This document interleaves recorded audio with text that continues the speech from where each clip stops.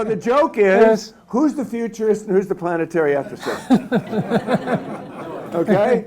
So we're rolling, right? Right. Okay. So first of all, I'm the futurist. I'm the ethicist, right? Right. Planetary ethicist, right. And everybody here knows Tim. And those that don't know me, I'm the futurist in residence and guest lecturer at the Ringling College of Art and Design. And I've guest lectured at pretty much everybody's classes except his and yours to be. And so as a guest lecturer, I started guest lecturing in this man's class, environmental studies. And I found not only did I want to keep guest lecturing, I wanted to come and listen and learn. And Tim really is the smartest guy I've ever met about the connectedness and the interconnectedness of planet Earth. And I've been writing about this stuff for a long time. So about 2 years ago, was it right? Yeah, about 2 years ago. We decided to write a book on climate change. And I'll turn it over to Tim to kind of fill in the story a little bit. Well, it started a whole series of conversations. After class, we would then talk more about the topics that we've been discussing. And then we, as you said, we decided that, rather than just having the conversation between us, we should broaden it. And so that was the idea that became the book. And then we went through a couple of ideations of the book, in part because we found that the information was changing so quickly that if we kept it sort of data heavy, the book would be out of date prior to publication.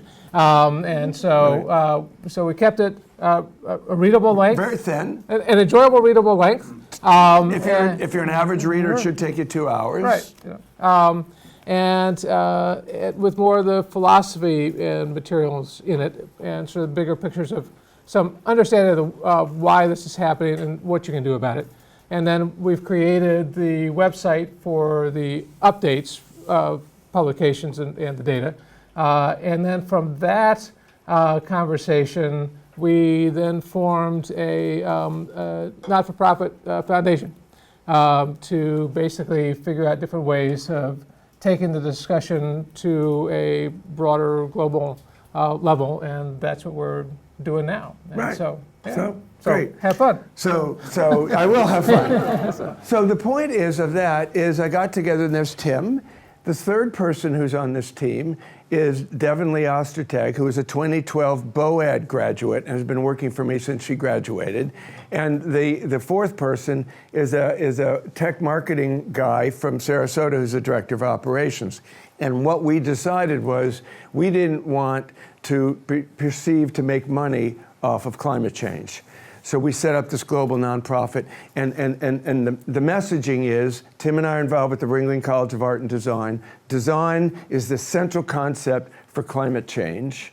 Sarasota is at high risk for climate change, and Florida is the #1 state at risk in the country for climate change. So this is a perfect place to launch a global nonprofit. And we just launched it this past weekend with the beta site. And so to jump right into it, the concept around this spaceship Earth is what is on the front of the book. There are no passengers in spaceship Earth. We are all crew. So the nonprofit is to create crew consciousness on the planet about this spaceship, because it's the only place we have, at least for 5 generations, until we can colonize Mars with any critical mass. So I'm going to go through this PowerPoint. Can everybody see it okay? Is the light too bright? So here are some quotes that drove us, and I'll stand over here. First one, we're not going to be able to operate our spaceship Earth successfully, nor for much longer, unless we see it as a whole spaceship and our fate is common. It has to be everybody or nobody. My favorite one on the front of the book, there are no passengers in spaceship Earth, we're all crew. This from a guy in 1948. Once a photograph of the Earth is taken from the outside, we hadn't been in space, is available, a new idea as powerful as any in history will be let loose. And this great one, you can develop an instant global consciousness, a people orientation, intense dissatisfaction with the state of the world, and a compulsion to do something about it. From out there on the moon, international politics look so petty. You want to grab a politician by the scruff of the neck and drag him 250,000 miles out here and say, look at that, you son of a bitch, right? Now, he just died last month, I think it was, or maybe in February, Edgar Mitchell. And he was one of the ones that was really transformed. He went into all kind of consciousness movements, because being out on the moon changed his consciousness. He almost had a whole new age global God consciousness. So what is happening right here, and a lot of these facts, in fact, most of the facts have come from Tim. I've sat at his feet for 2 years. What is happening in spaceship Earth in the atmosphere hasn't happened for 800,000 years, but modern humanity has only been around for 200,000 years. So the point is, the reason there's so much issue around climate change is that it's not even in our DNA to understand what's going on. And scientists are coming with parts, but there's no holistic view, and that's what our mission is. So there's no history or precedence for what's occurring. So we have to change consciousness. Whenever there's something that is new, that's incomprehensible, that cannot be understood, you change consciousness. Often in humanity, we come up with something called God to solve that question because we can't answer it, right? So change of consciousness is the first step. And so we must move from, and I love, this is Tim's phrase, an unaware cruise ship mentality to a spaceship crew consciousness. If you're on a cruise ship, stuff goes over the side, don't know where the food comes from, it doesn't matter, and you're in this isolated situation. We have to go from silos and lack of connectedness to everything being interconnected. And that's what we have to do. Where we are has come because everybody thought of silos. They didn't think how this silo would affect that one, and it would all affect the whole.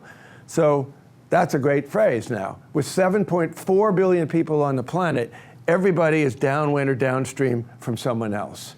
So the pollution we put in the air today will be breathed in Fort Lauderdale tomorrow, right? So we're all in this together. So this is a really interesting concept. So we have an Earth, but today humans use the equivalent of 1.5, now it's 1.6 planets to provide resources we use and absorb the waste we generate. So it takes the Earth 18 months to regenerate what we use in 12 months. So if you think of the concept of a spaceship, anybody seen The Martian? Yeah, so the idea is, how much do we have on board if we can do this? So since 1970, we started operating at 1.1, then 1.2, now 1.6 spaceship Earths per year. So we've been operating in the red zone for 45 years. So there's no spaceship that can operate in deficit. Most spaceships get resupplied. We're not getting resupplied. Now this isn't even, this is per capita, okay? So if you live in the United States, the United States has 4% of the population, 25% of energy consumption, which means that we have to have 5 Earths to sustain the American way of life. The problem is we're really good at advertising. So we persuaded the rest of the world that the American way of life is the way to do it. So the UK, after World War II, started saying, hey, we want to be like them. China, even though China is the #1 polluter, we're #2, India's #3, this is per capita. So it wasn't until the 1990s that China said, oh, we want to be like the United States as well. And the cheap stuff is coal, we'll go with coal. And then India's coming on board with coal. So it's not equal. This is one of the moral issues about climate change because of the fact that we, Americans, are saying, wait a minute, you can't do coal, India. And they're kind of going, well, wait a minute, you've been doing it. Why don't we have the right to do it now? The problem is, when we started doing it, there was 1 billion people, less than 1 billion people on the planet, and now there's 7.3. So this is one of those issues. Earth Overshoot Day last year was August 13th, right? Which means that every day after August 13th, we were going into deficit utilizing finite resources on the spaceship that were not getting replenished. So the goal is to make sustainability redefined from a global point of view, operating spaceship Earth at 1.0 or less. So in other words, Earth Overshoot Day should be midnight, 12/31, right? But since we've been operating at a deficit for 45 years, logic dictates we have to go below operating spaceship Earth at 1.0. So one of the key missions of what this nonprofit is to get the world to think sustainability only on a global scale, because anything less than that is not a relevant definition. So this is minus 8,000. So this is 10,000 years. This is the agricultural age. This is when all the great civilizations of the world were created. And this is the level of CO2 in parts per million. And here we go. It's been pretty much like this all the way until we get to the 20th century in the industrial age, and it goes off the charts. So this is the relativity for recorded history about CO2. Now you go into even closer. This is the beginning of the Industrial Revolution, and here are in 2010, and now we're at 401. So at the beginning of the industrial age, we were 270 parts per million. There's an organization that's been very successful called 350.org, which says we need to come back to 350 parts per million. But the problem with that is that we've been over it so long, we have to go way below it. So right now we're at 401. You can see July 20, I'm standing right here if I'm in your way just because of the camera. July 401, and it goes, so we're way out of the comfort zone, okay? Every person in this room, if you're an average American, and I think some of the students probably aren't, puts up 16 tons of CO2 into the atmosphere every year. Every adult here is responsible for 16 tons if you factor in how you drive, how you air condition, the plastics you consume. So it's pretty astounding. Now, this is methane. You saw the methane leak, whatever that ranch was, and now it's getting up. It has 28 times the greenhouse gas effect of CO2. So the fact that this stuff is leaking out is very dangerous. This is one of the things that causes fracking, because methane is leaking out from fracking. Now, the problem with humans, seeing is believing, right? If we can't see a problem, it doesn't exist. You know, it's just bad weather, as the Republican presidential candidates say. So Tim came up with this brilliant slide. What if CO2 had the visual impact of a 4-ton African elephant? Okay, this next slide is out of date because he did it a few years ago. Then now, in 2015, CO2 emissions would be the equivalent of launching 315 4-ton elephants per second into the air every second of every year. So here's what Paris would look like, right? So, you know, if during the course of a school year here at Ringling, there was an extra 200 4-ton elephants over Sarasota and Bradenton, we'd think we'd have a problem, right? Childhood's end, right? So surely that would promote an in-depth, but because it's invisible, we're going to get this animated. But that's the thing. That's a 400-ton, and we're using TONE, that's a metric ton, which is even larger. Outside the United States, it's metrics. That's how much CO2 is going into the atmosphere. Now, I'm going to play this. Anybody see Racing Extinction? Brilliant documentary. Tim and I are the only ones. Okay. So the setup here is they're trying to 158 species a day are becoming extinct on this planet. So we're trying to race that. So this is a picture of a CO2 camera. I think it's in our DNA to take care of future generations. And if you can find that way in, you can reach people really quickly. That's what Ringling students need to do. You're talented, you come up with great images. So limited, we see only a tiny little sliver of the electromagnetic spectrum. It's like if you owned a grand piano in your house, but you could only hear one note on it. Normally, carbon dioxide gas is invisible to the human eye, but certain wavelengths of infrared will be absorbed by gases like CO2 or methane. So that's what's going on here. This camera has a very particular color filter on it, enabling us to visualize the CO2 gas that's coming out of our noses and mouths. We have two cameras. One camera that sees what your eye sees, and the other, what the fossil fuel companies don't want the rest of the world to see. The carbon dioxide world. There's one coming at us.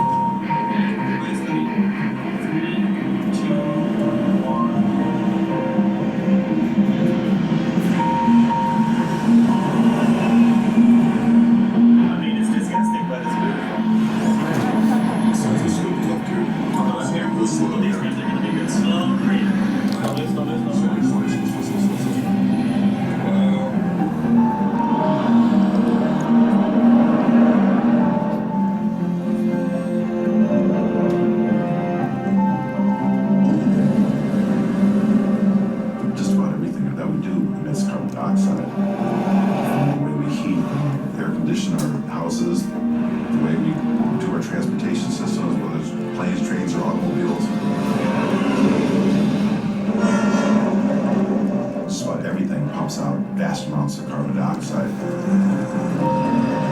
But you can't see it.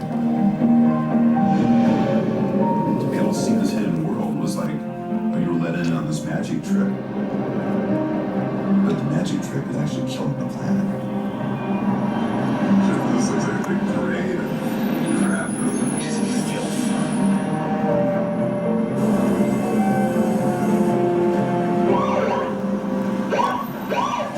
Needless to say, here comes the man. Come on in, I will show you. This is very flux capacitor. It's close. No, right here. Actually, I can spin this. You see It's this? just carbon dioxide. I mean, what, the government hiring you? Who's doing it? You just doing it alone thing? Or what? Yeah, it's the science project. Science project.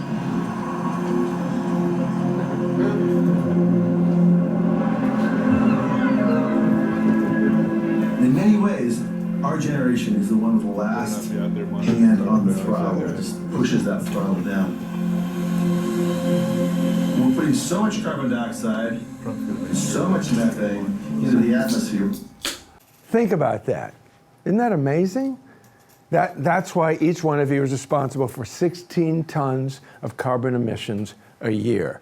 Now think about this. This is not in scale. So this is the Earth, which is 8,000 miles in diameter.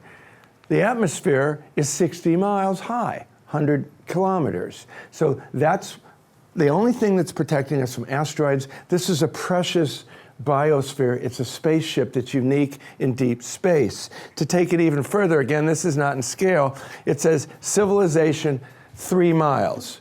So round that up to 16,000 feet. All of human history has lived between sea level and 16,000 feet.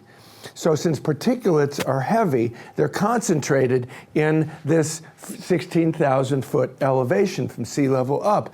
What you just saw, all that going in, it's impossible not to intuitively understand that we are heating up the atmosphere. So, and here's another sign, and some of you may have heard climate change deniers say, well, you know, there was supposed to be an ice age in the 1970s. Yes, there was. What was that rhythm called of the ice ages through history? Well, there's the Makalov. The Makalov cycle. Showing the cycle, and that cycle was supposed to kick in the 1970s. So you see, it went down here. But not only did we increase, we upset the historical rhythm of ice ages. So yeah, we were supposed to be an ice age, but look at this. This is the number of degrees over the average here of surface temperature. Real quickly, this is not just an environmental thing. This is an economic issue of the first degree. GDP, gross national product, added up from all the countries is 75 trillion. The ecosystem supports that with $125 trillion of services. Coca-Cola doesn't account for how much water it is used, or oxygen, or whatever, or anything. So that is from the World Bank. This is very interesting. There's a place called Davos, and at the end of January every year, there's the meeting of the World Economic Forum in Davos. All the central bankers, heads of state, all the big multinational banks come and they talk. And what they talk about is the 5 top global risks in terms of likelihood to affect the global economy.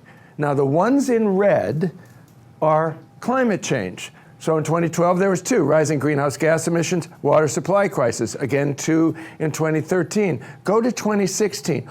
All 5 of the 5 greatest risks for the global economy are related to climate change. Large-scale involuntary migration. Last year, 1 million refugees from Syria. Tim and I estimate by 2025, there'll be 10 million refugees a year due to climate change. Where are 35 million Bangladeshis going to go? Where are the people who live in Miami going to go by 2040? So there's going to be mass migration. If you have a drought for 10 years, you're going to leave, right? Second thing, extreme weather events, that's pretty clear. Failure of climate change mitigation and adaptation. Interstate conflict with regional consequences. One of the largest water aquifers in Asia is 50% under Pakistan and 50% under India. What's going to happen there? right? And lastly, major national catastrophes. It seems to me that they're happening more often. Oh, the storm of the century has happened for the last 3 years, in New Jersey. So the point is, this isn't just feel good. It isn't just morality. It is the future of our economic condition. So I just want to point out one thing here, and then I'm going to jump through a bunch of slides. See that I there? It says present. So 4.5 billion years ago, the Earth began. It's probably going to last for another 3 billion. That I represents the entire time Homo sapiens have been on the planet to give you relationship. So saving the planet is an arrogant statement to the nth degree. We're not saving the planet. As Tim says, we're saving ourselves from ourselves. Okay? We are saving ourselves from ourselves. The planet's going to be here until the sun blows up in 3 billion years. So, the dinosaurs was a crew, and they became extinct. We don't want to become extinct, and we're the first crew to have a self-awareness of that possibility, right? So, we felt this was really important. In our book, I think it's chapter 4, we talk about forgiveness.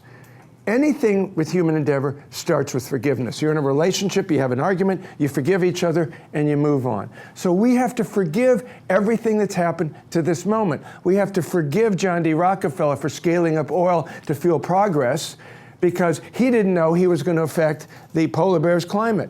We have to forgive Henry Ford for scaling up automobiles in mass production because he didn't know he'd create smog in LA. We have to forgive all of us baby boomers parents who thought having a lot of kids was a good idea because 2.1 is replacement rate. So we have to forgive to this moment. We can't argue about you did that and you did that. Here's where we are. That's why we call it this spaceship Earth. This is the state of the planet today. We have to face forward. Now, Earth Century 2016 to 2030. In my book, Entering the Shift Age, that I wrote in 2012, I called the 21st century the Earth Century, saying it's no longer day, month, week, it's an Earth century. This is the century where humanity has to accept, develop, and own its relationship with Spaceship Earth, with the planet. That's why Tim is a planetary ethicist, is an ethical decision we have to make about where the only place we live. And so that's up to 2100. But in Tim's and my analysis, we realized that we, humanity, have to create crew consciousness to such a degree that we have to do it by 2030. If we do it by 2030, there is a chance for civilization to survive the century. If we continue on our way, or if we continue as the Paris Accord last December came to an agreement, there will not be civilization by 2100. I am a futurist, right? Now, the reason I'm doing this and want to do this for the rest of my life is that Buckminster Fuller, the guy who came up with the phrase Spaceship Earth, said in 1969 that in several decades humanity would approach a fork in the road, utopia or oblivion. And I've been spending the last 10 years making a nice living, traveling the world, talking to people about the utopia we can have with artificial intelligence and connectivity. But in the 2 years of research with Tim, I am convinced that climate change is what Fuller was referring to as oblivion. So that's why it would be a professional dereliction of duty as a professional futurist to not talk about this. I think I'm the only futurist that is. And that's what I want to launch this we're launching a nonprofit and trying to do this. So this is the time, 2016 to 2030, where we have to change consciousness, change our ways. All this stuff about by 2050 we'll be 50% and elect won't be soon enough. There's an urgency every single day, right? Every second, 315 4-ton elephants of CO2 goes up into the air. So that's the urgency. I'm going to skip through this because of time, and I want to get to some questions.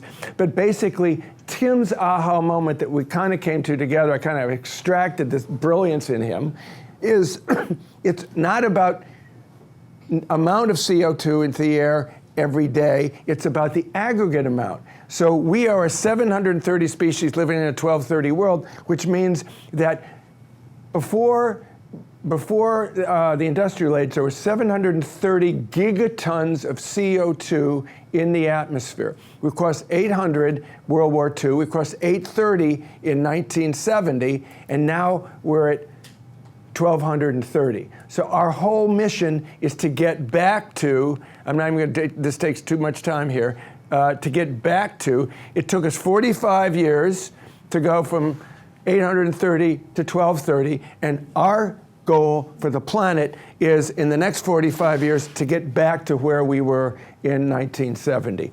Now the Paris Accord allows by 2060 to be 1,800 gigatons. That's why it's such a failure. So that's why we felt compelled to do this. So I'm going to skip through this and get to some, okay, we have 2 chapters in the book. Chapter 8, what we collectively, the species, need to do, and Chapter 9, what each of you individually can do. This is about what we collectively have to do. We have to define sustainability, as I said earlier, at TSE, the Spaceship Earth, to be at 1.0 or less. We need to operate the spaceship at less than the finite resources that exist on it. We have to decrease fossil fuel usage ASAP, right? With that much CO2, we have to, every bit of news now is pointing towards the fact, I wrote a major column, people don't agree with me necessarily, but I think I'm going to be right, that 2015 to 2017 is the beginning of the end of the fossil fuel era. By 2025, by 2030, it will be looked back on as somewhere around this time, fossil fuel usage decreased. We have to accelerate that decrease. We have to get to 50 to 60% of all our autos being electric as soon as possible, not by 2050. A carbon tax. We need to tax carbon. President Obama said $10 a barrel. I say $50 a barrel. The example that exists in the United States of America is that right now, the percent of adults smoking is 20%. In the 50s, it was 70%, 18 plus. The only correlation, other than some good advertising that it's unhealthy for you, the only correlation was taxing cigarettes. When I was your age in college, a pack of cigarettes was 35 cents. Now it's 10 bucks or 8 bucks somewhere, right? And almost all of that is tax. So when a cigarette went from being a penny to being 50 cents, people stopped smoking. So there's a correlation, and seatbelts, right? Seatbelts became the law. We've cut mortality in the highways by 75%.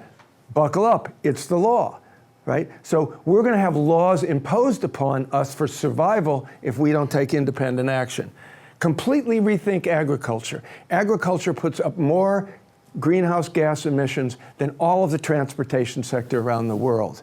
So we have to change that. We've industrialized it to the point, and we can dig into that, and we can do some Q&A on that. But for example, one of the things I say as I travel the country talking about this, take all the empty big box stores, don't tear them down, make them vertical gardens, right? There's got to be vacant big box stores around here because with all the new retail coming in, there's vacant retail. Don't tear it down. Make it vertical gardens. You get 3, 4, or 5 crops a year, not 1 or 2. It's inside. You don't need insecticides. It doesn't degrade the soil. And it's the farm-to-table movement. It's local food, which means that instead of going into Publix and buying an avocado that has a carbon footprint to come from California, you're right down the street from the thing that used to be the Best Buy store. Global effort to redesign and retrofit buildings. This is where I start looking at the Ringling students, because design is central to climate change. We have to redesign how we live. We have to redesign how we transport, redesign agriculture, redesign everything.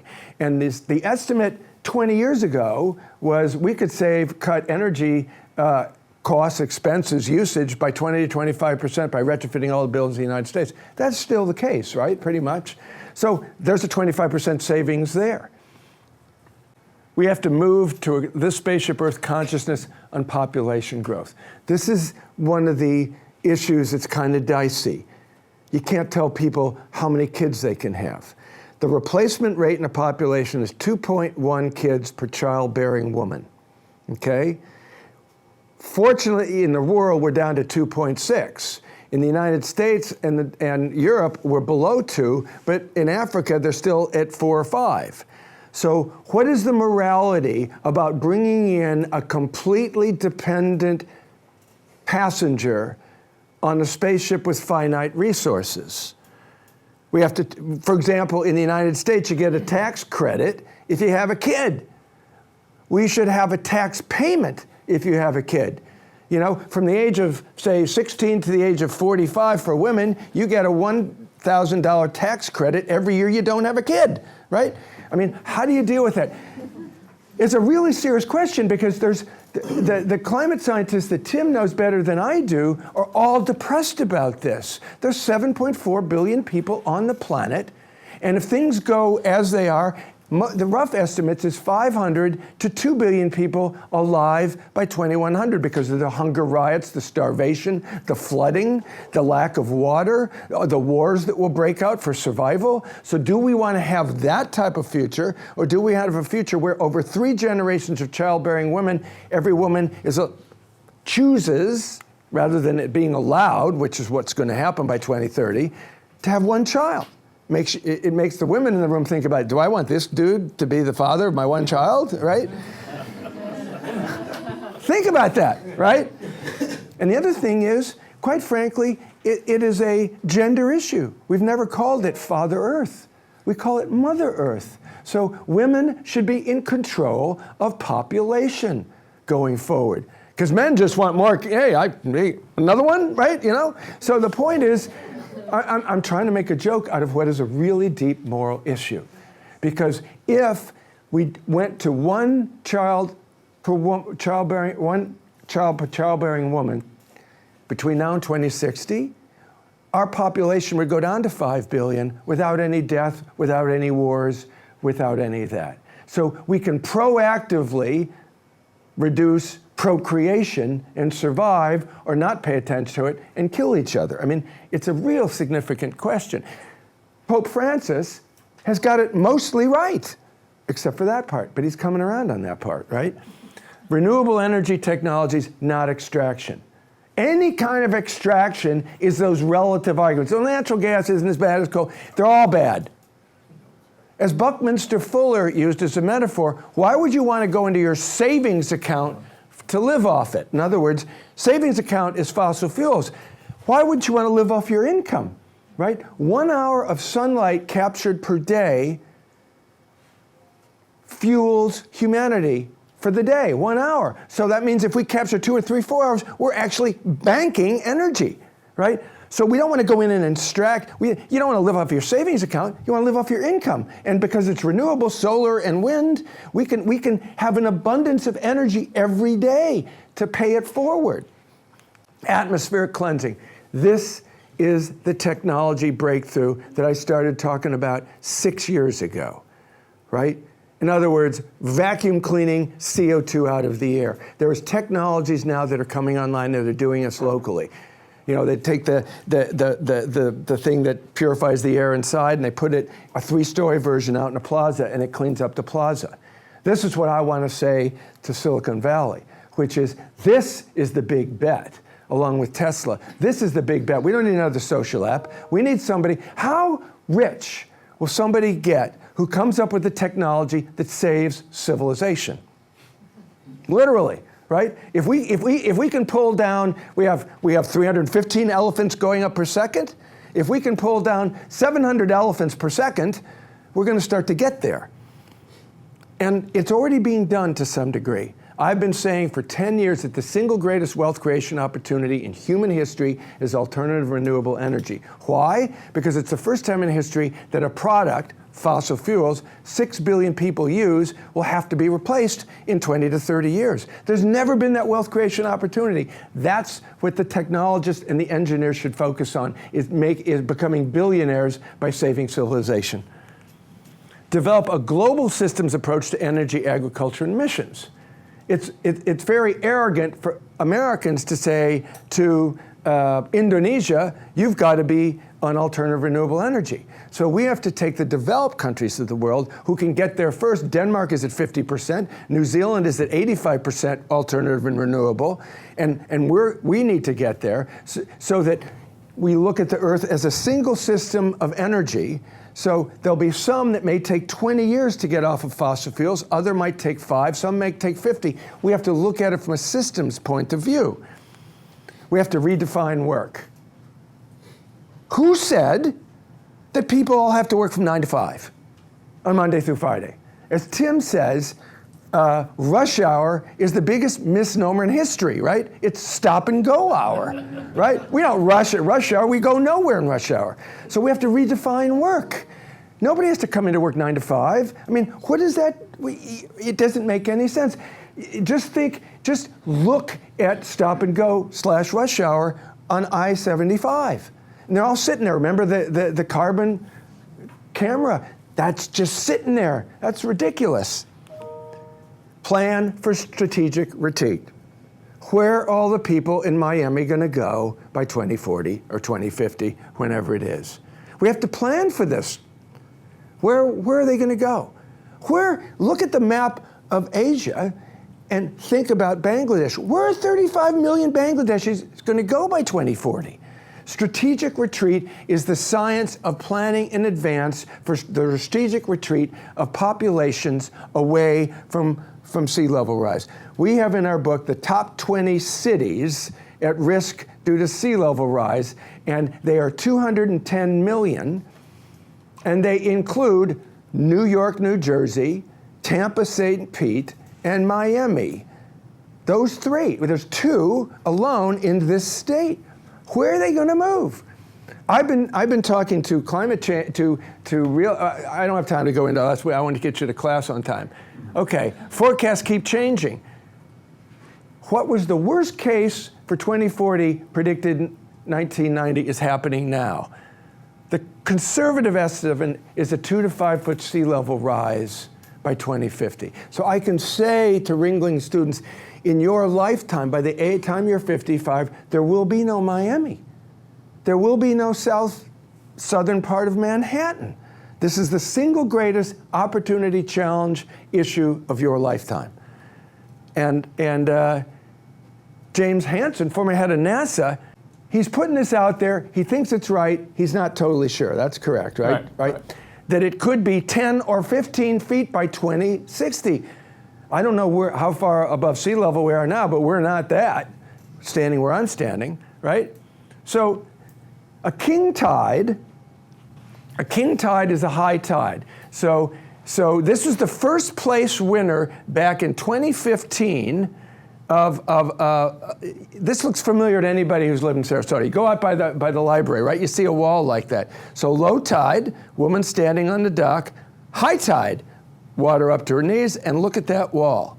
Now, with any waves or storms, that lawn will be salted, and that is 3 years ago, right? Right, 3 years ago. And that, right, that's just high tide one time a year. Any quick comment on that? Well, I will point out that, for example, South Beach, this past series of king tides, South Beach was flooded out for 3 days. You know. Right. Yeah. And you can tell the people who live in South Beach when you go there and those things, because they all wear boots. Yeah. The tourists are walking around flip-flops going, what is this, right? So, what is this? Quick, somebody, what is this a map of? Oh, come on. How did you get into this college? Help me. The map. What is it? It's a world map, right. But this is the way we think of the world. This is how we think of Spaceship Earth, right? What this is a map of the human concept of nation states. It does not exist in nature. The monarch butterfly who migrates from Canada into Mexico, do you think they know when they're going over a border? So we have to stop thinking of the world as looking like, this is nothing more than the map of the human concept of nation states. This is Spaceship Earth. This is what we live on. This is what we have to have crew consciousness to crew. So that's it. And I really, I'm sure it was the pizza, but I thank you all for being here. Thank you.